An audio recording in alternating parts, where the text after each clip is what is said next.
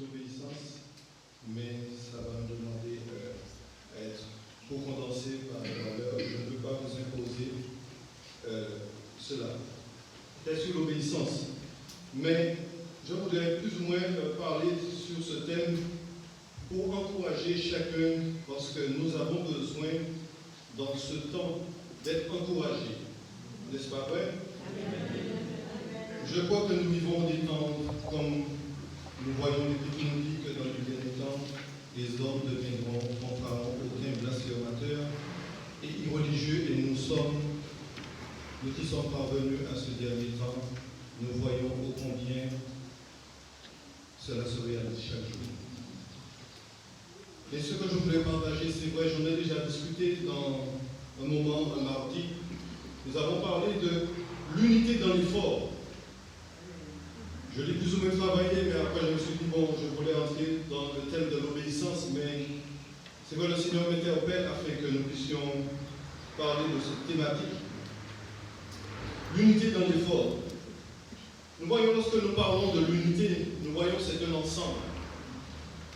Et nous voyons ô combien dans l'unité, c'est l'accord de tout l'ensemble. Parce qu'on ne peut pas dire qu'on est unis si on ne se concerte pas d'abord. Et la parole de Dieu nous est suffisamment claire pour nous dire, comme avons dit, deux hommes qui marchaient ensemble sans se concerter. Nous avons besoin de la concertation. Nous avons besoin du dialogue. Et si nous ne dialoguons pas, nous ne pouvons pas savoir qu'est-ce que l'un et l'autre, qu'est-ce qu'ils pensent. N'est-ce pas vrai? Lorsque nous parlons de l'amitié, nous disons que l'amitié, c'est deux êtres qui se rencontrent. Et ces deux êtres, comme David et Jonathan, ils se sont rencontrés. Mais pourquoi David a dit « Mon âme est attachée à son âme » Parce qu'ils se sont entendus. Il y a eu un dialogue au prime abord. Et nous voyons que l'unité dans ce monde, c'est vraiment le chaos. On peut dire ce qu'on veut, les hommes ont pris des accords en disant oui, nous essayons de nous accorder pour faire quelque chose ensemble. Nous voyons les Nations Unies. On dit que voilà, après une guerre, nous allons nous unir pour qu'il n'y ait plus de guerre. Et nous voyons tout ce qui est en train de se faire de par ce monde, c'est le chaos total. Celui pourtant qui avait signé des traités, c'est lui qui vend les bombes. Et c'est lui qui, au premier coup, réagit. Et nous voyons aujourd'hui ce qui est en train de se passer. Les États-Unis, ils sont prêts à toujours attaquer. Et ils se disent que nous avons le droit. Quand on pense qu'on est fort, on saute trois des doigts et on fait du tout et du n'importe quoi. Mais nous voyons ce que la parole de Dieu nous parle, à travers des hommes qui se sont unis pour faire un travail. Et de ce travail, nous sommes aussi appelés à nous unir pour faire cela. Nous ne devons pas nous targuer de vouloir écouter et ne pas agir. Ce matin, nous avons entendu parler de l'amour de Dieu pour nous, mais de notre amour aussi pour Dieu. L'amour de Dieu nous implique.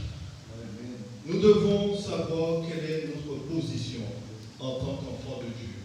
Et savoir que le Seigneur attend de nous que nous puissions agir et que nous puissions aussi interagir. Excusez-moi, je cherche le texte qui se trouve dans Néhémie, où il est parlé de cet homme, Néhémie. Et c'est dans ça se trouve dans Néhémie 3, verset 1.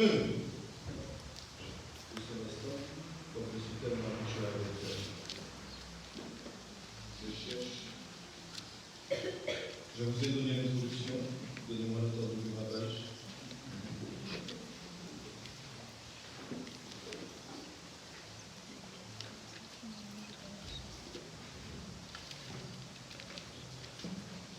Excusez-moi.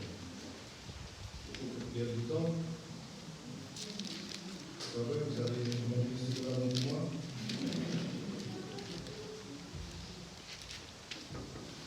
Très bien.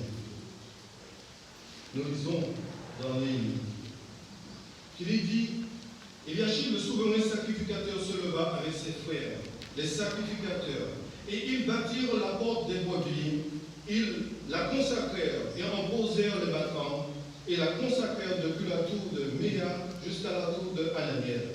À côté d'Eliashib bâtirent les hommes de Jéricho, à côté de lui bâtirent aussi Zakur, fils d'Imri.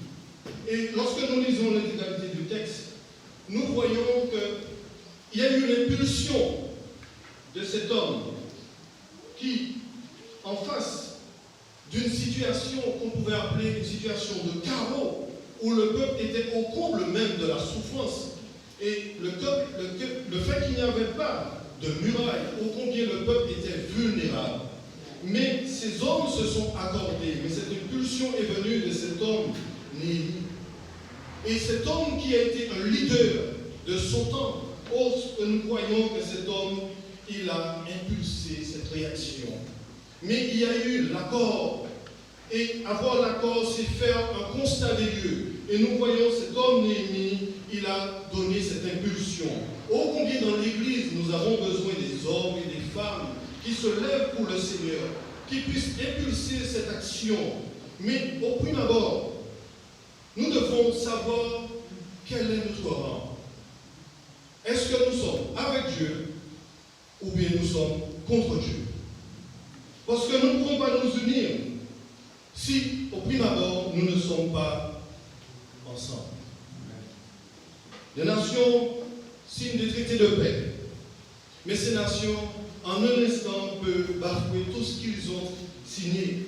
Les accords, dirait-il, de libre-échange, nous voyons que ces accords de libre-échange ont été établis, on dit, pour fonctionner, pour ne pas mettre des embarras, pour ne pas les mettre dans l'embarras. Mais nous voyons tout cela, dès que l'économie est en jeu, ben l'avenir.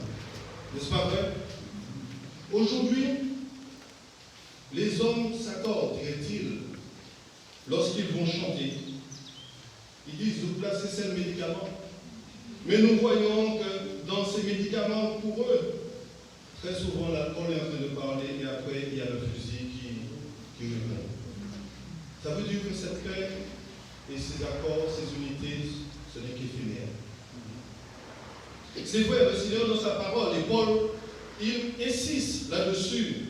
Paul dit dans Philippiens 3, verset 17, « Soyez tous mes imitateurs, frères, et portez le regard sur ceux qui marchent selon le modèle que vous avez en nous. » Dieu a passé des hommes dans son Église.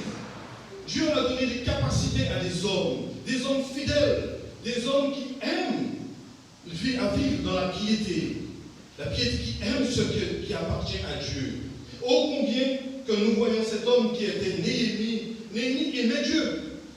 Néhémie, il n'a pas eu peur de faire le constat, il n'a pas eu peur de dire, le temps est venu à la construction, à rebâtir. Chacun de nous, nous avons des responsabilités.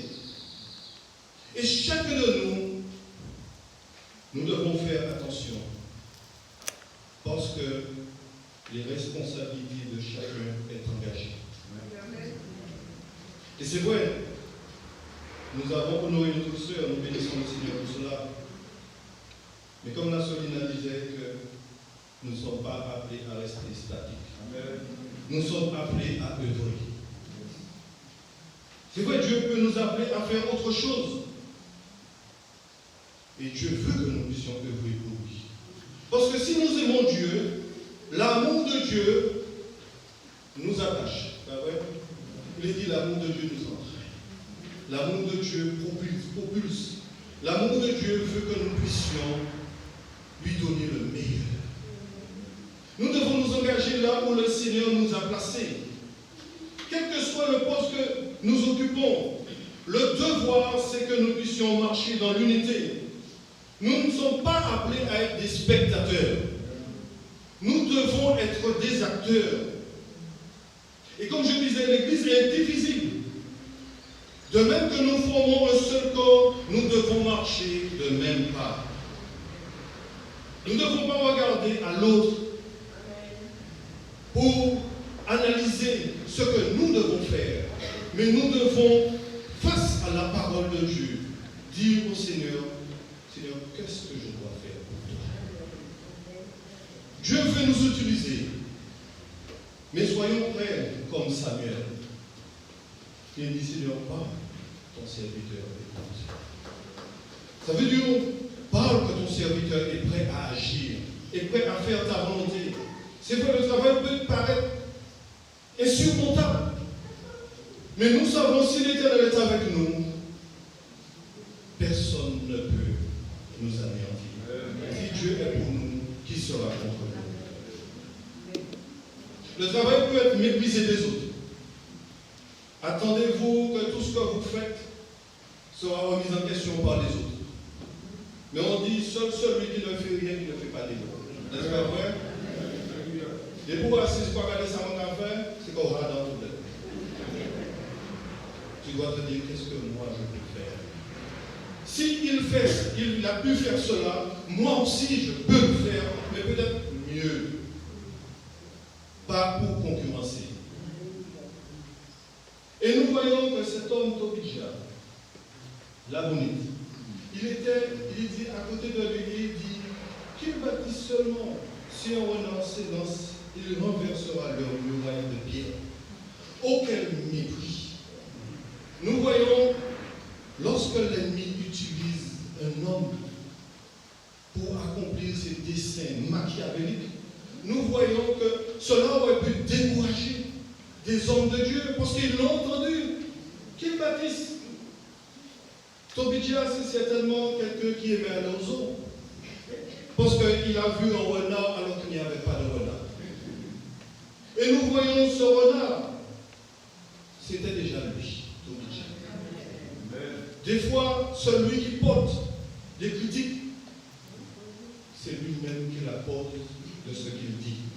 Tobija, peut-être il était devant, s'il fallut illustrer, regarder l'image, peut-être Tobija, il était devant le miroir de sa destinée. Et de ce miroir de la destinée, il a vu un renard, mais ce renard, c'était que lui. Celui qui critique, il ne fait rien. Et nous voyons que malgré cela, les serviteurs de Dieu n'ont pas écouté. Ô combien nous-mêmes, il nous est demandé de ne pas écouter la voix des sirènes, la voix des enchanteurs, ce qui nous empêche d'avancer. Nous devons savoir que vaille, qu'importe les situations, Dieu a fait de nous ses sacerdoces royaux pour la gloire de Dieu son Père, et que quelles que soient les situations qui voudraient se mettre en face de nous, nous savons que la parole de Dieu nous dit que devant l'Éternel, il y a un feu dévorant. Alors lorsque l'ennemi il se met à nous critiquer, nous ne pouvons que le regarder. Et s'il fallait dire en créole, mon Père, mon Père. Notre responsabilité, c'est de continuer. Ce n'est pas de rester à regarder ni à écouter. Trop souvent, nous écoutons. Trop souvent, nous portons attention. Et nous voyons dans le jardin d'Éden, Ève a écouté. Et Ève a regardé. Et du fait qu'Ève a écouté, son conscient a été impacté des voix enchanteurs de l'ennemi. Et nous savons, nous qui sommes lecteurs de la parole de Dieu, la suite des événements. Et aujourd'hui, si nous sommes dans un monde, comme nous disons, un monde où le chaos s'est installé, ô combien nous devons être cette lumière qui brille. Même si les situations peuvent paraître des situations de désespoir, mais nous savons, lorsque nous nous unissons, personne ne peut combattre l'unité. Parce que Dieu est au combat. Nous avons vu l'accord qui s'est passé à la tour de Babel. Ces hommes se sont unis. Et nous voyons dans cette unité, Dieu lui-même, il est descendu. Parce que lui-même, il a dit, si nous ne nous les arrêtons pas, personne ne pourra les arrêter. Alors, bien aimés, la parole de Dieu nous demande de vivre dans cette unité, de marcher dans le corps du Seigneur. À savoir que le corps n'est pas disloqué. Le corps fonctionne ensemble. Nous marchons ensemble. Dieu a établi des autorités, Dieu a établi des ordres. Nous savons que lorsque le Seigneur, il établit des choses, c'est parce que Dieu veille à ce que chacun de nous puissions les respecter. Parce que si Dieu nous a donné des armes que chacun d'entre nous devons utiliser, nous nous devons l'utiliser en groupe aussi, ensemble, de manière collégiale, parce que le corps n'est pas disloqué. Les armes que Dieu nous donne, nous devons les utiliser. Parce que nous voyons Éphésiens 6, qu'est-ce qui nous est parlé? Il nous est demandé, des fois, très souvent, d'analyser l'équipement que nous avons. Si nous voyons qu'il y a une faille dans l'équipement, dans l'armure, nous devons prier. Et ensemble, lorsque nous prions, si tu as un problème, je peux intercéder aussi pour toi. Nous pouvons intercéder pour vous. De là, nous partageons. Nous sommes unis. Et lorsque nous sommes unis, nous savons que nous sommes forts. En seul tison ne peut pas brûler, ne peut pas chauffer. Mais toute la vie, beaucoup en fait. Et nous voyons ce que Paul nous dit. Car les armes avec lesquelles nous combattons ne sont pas charnelles, mais elles sont puissantes par la vertu de Dieu pour renverser les forteresses, les stratégies du diable. Amen. Elles sont multiples. Amen. Mais nous devons faire l'inventaire des armes. Éphésiens 6, 11. Revêtez-vous de toutes les armes de Dieu afin de pouvoir tenir ferme contre les ruses du diable. Si nous ne faisons pas l'inventaire, si nous n'avons pas le casque de l'esprit, l'épée de la parole de Dieu, s'il nous manque quelque chose, nous sommes vulnérables. Notre combat, ce n'est pas la chair, ni mon frère, ni ma soeur. Notre combat, c'est contre les puissances des ténèbres qui règnent dans les lieux célestes. Et nous savons que rien ne peut arrêter. Et nous avons l'exemple, c'est quoi je vous ai dit dans Néhémie, tant que moi. Faites la lecture du reste, vous allez voir que l'impulsion de Néhémie, ainsi que les sacrificateurs, les hommes que Dieu a placés là pour donner le courage au peuple, le peuple a avancé. Le peuple n'est pas resté statique. Et c'est pour ça que Néhémie pouvait dire, et dans sa prière, écoute pour notre Dieu, comme nous sommes méprisés. Faire retomber leurs insultes sur leur tête et livre-les au pillage et sur une terre où ils soient captifs. Nous voyons, c'est une prière d'imprécation. Néhémie n'avait pas toute la révélation comme nous avons la révélation. Nous savons que Dieu nous dit, Jésus-Christ nous dit d'aimer nos adversaires. Nous devons les aimer, mais nous devons savoir qu'il est de la justice de Dieu de défendre la cause du juste. Dieu ne peut pas laisser les hommes mépriser son œuvre et puis qu'ils ne puissent rien faire. Faisons attention pour savoir dans quel temps nous sommes. Parce que si nous pensons et si nous disons que nous faisons partie de ceux qui œuvrent avec le Seigneur, ô combien nous devons veiller sur nos lèvres, nos bouches, pour ne pas décourager. Parce que le Seigneur, il entend. Il entend. Peut-être le frère Limier, peut-être le pasteur, peut-être tant d'autres ne vont rien entendre. Mais Dieu entend. Et nous devons faire attention. Si Daniel, il tomba devant la face de l'Éternel, Daniel a confessé le péché du peuple, puisque Daniel ne s'est pas exclu de la situation où le peuple vivait. C'est que Daniel savait qu'il avait besoin aussi d'entendre la voix de Dieu. Et il fallait que lui-même, il confesse. Nous devons confesser nos péchés si nous avons parlé contre un frère, ou nous nous sommes mis avec un autre pour mépriser l'œuvre que le Seigneur est en train de faire avec notre frère. Parce que nous savons que le Seigneur, il entend. Et nous voyons,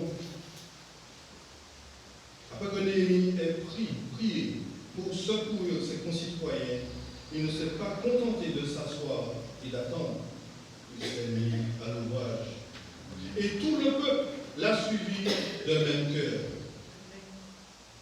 Nos prières doivent être suivies de nos efforts. Sinon, nous nous mourrons. Très souvent, les bien-aimés,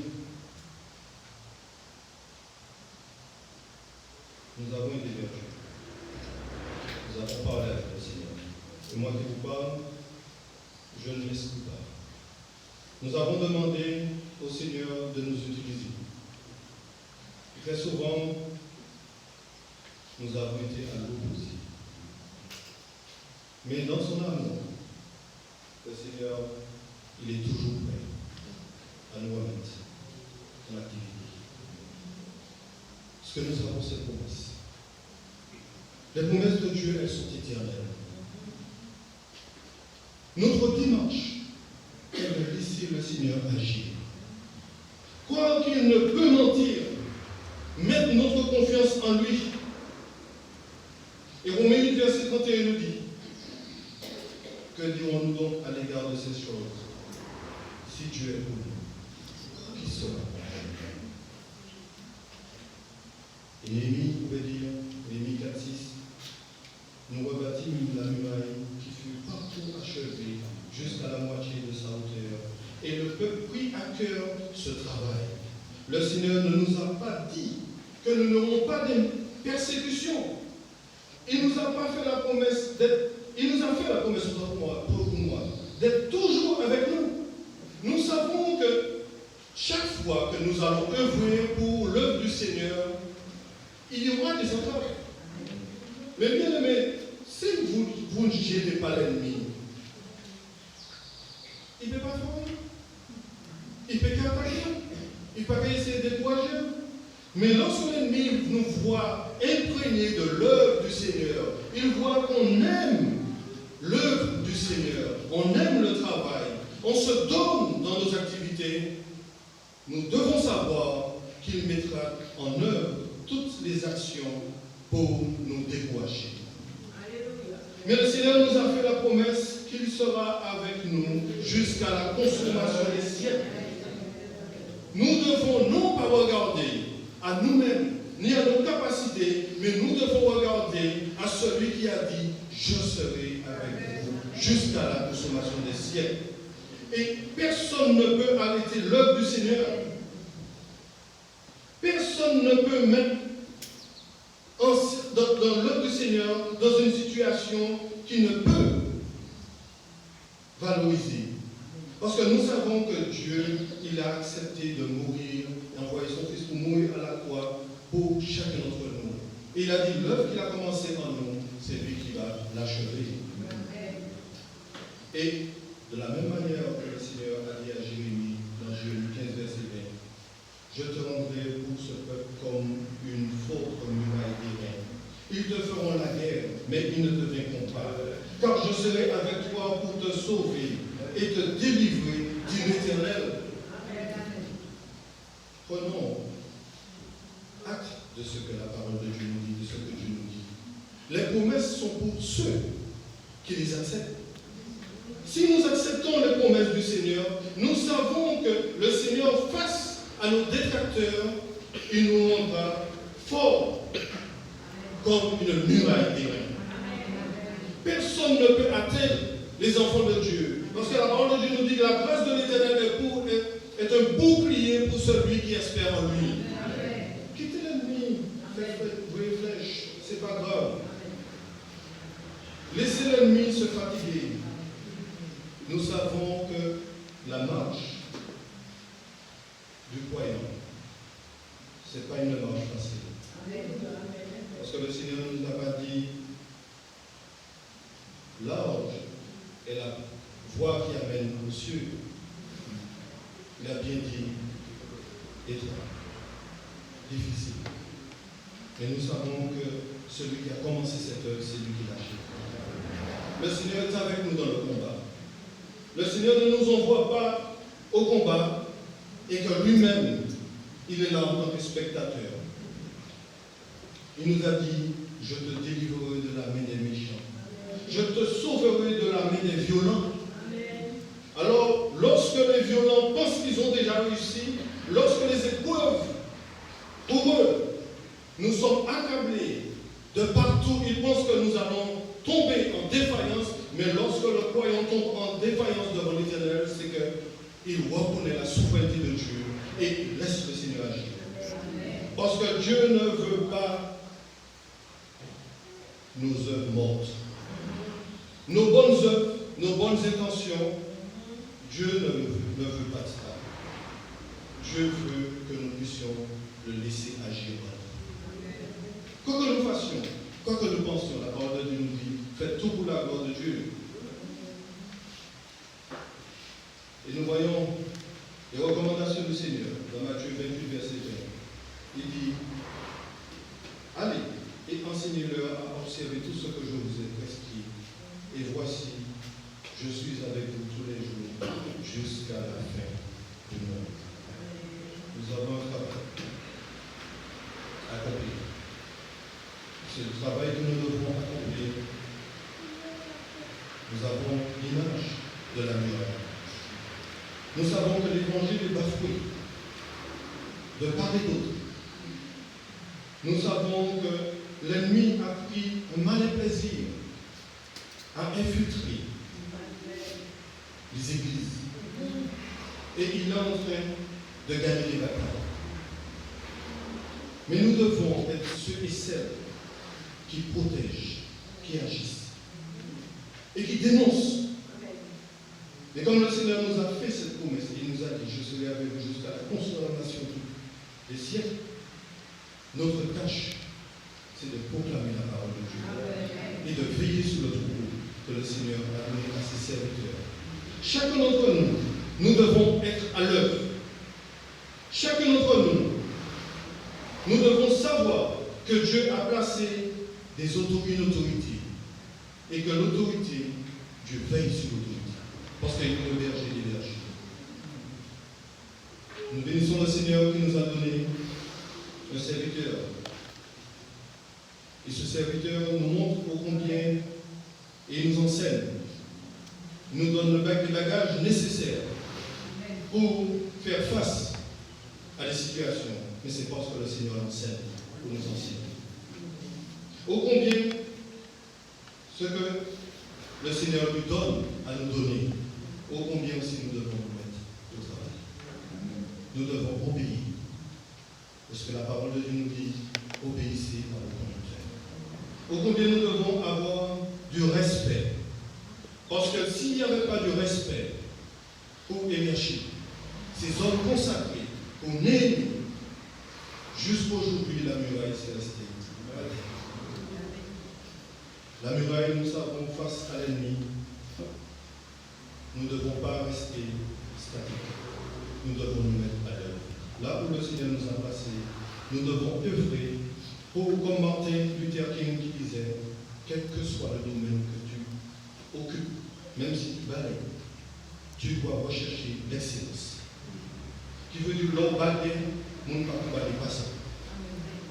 Alors si déjà là, le Seigneur veut que nous puissions ne pas mépriser là où il nous a placés. Il ne veut pas que nous puissions mépriser les dons qu'il nous a donnés. Tout simplement, soyons comme ces hommes qui ont reçu des talents et qui ont fait valoriser les talents. Parce que ce n'est pas ni le frère ni le pasteur qui vous dira bon et fidèle serviteur, mais c'est le Seigneur seulement qui dira bon et fidèle serviteur. Tu as été fidèle en peu de choses, voici. Alors Dieu veut nous bénir, Dieu veut bénir son œuvre. Puisse le Seigneur continuer à manifester